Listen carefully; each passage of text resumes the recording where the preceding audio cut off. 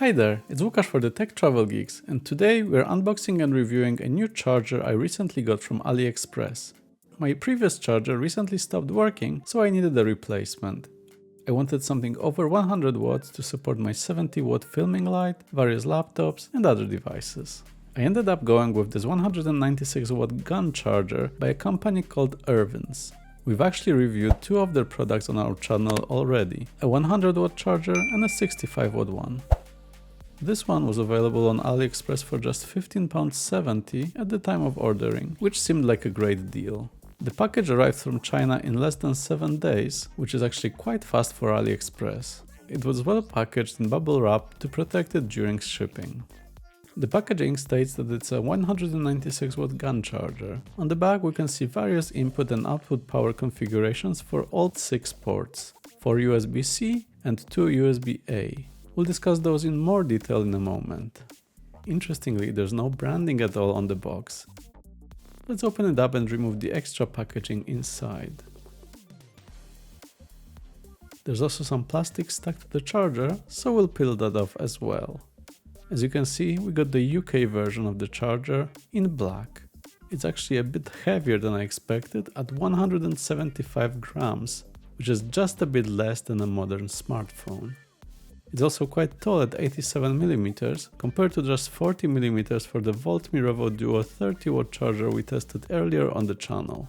Similar to the box, the charger itself doesn't have any branding, just a mention of 196 watts and that it's a GaN charger.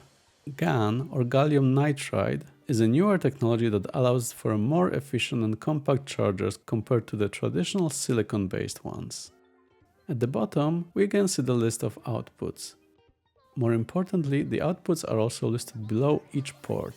The main 100 watt USB-C port at the top, 3 20 watt USB-C ports, and 2 18 watt USB-A ports. These can all be used up to a combined power of 196 watts. Let's test it out using both a USB power meter from Kawasi and some USB-C cables with built-in wattage displays. Starting with phones, we'll want to use the top port for anything over 20 watts. The Nothing Phone 2A charged up to 25 watts, even though it supports up to 45 watt charging, so it's not using its full potential here. The Samsung Galaxy A55 went to 22 watts, close to its 25 watt limit. The Google Pixel 8 Pro reached 27 watts, near its 30 watt limit. Using the USB-A 18 watt ports, the Galaxy A55 was charging up to 10 watts, the Galaxy A54 was under 9 watts, the Nothing Phone 2A reached between 13 and 14 watts, and the Pixel 8 Pro only went to under 8 watts.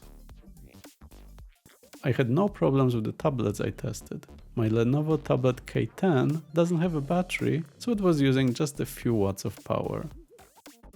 The Amazon Fire HD10 charged fine as well. Laptops were the most interesting as they have the highest power requirements. My Microsoft Surface Book 2 drew up to 89 watts.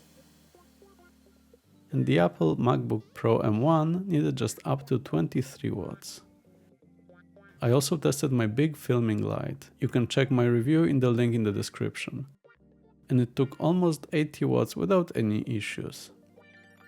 Charging multiple devices at the same time worked fine as well. After using it for a few days, I'm quite happy with this charger. One downside is that only one of the ports is over 20 watts, so you can't fast charge more than one device at a time. But it should be fast enough for most cases. It's also quite big and bulky, but considering it has 6 ports, you can replace several chargers, including your laptop one, with this single device. Overall, I think the URVNS 196 watt GaN charger offers great value for money. If you need a versatile, high-powered charger for multiple devices, it's definitely worth considering. That's it for this review. If you found it helpful, please leave us a like, and if you haven't already, make sure to subscribe to the Tech Travel Geeks to see more videos like this. We've got more charger reviews and tech unboxings coming up soon, so you don't want to miss those. But for now, thanks for watching.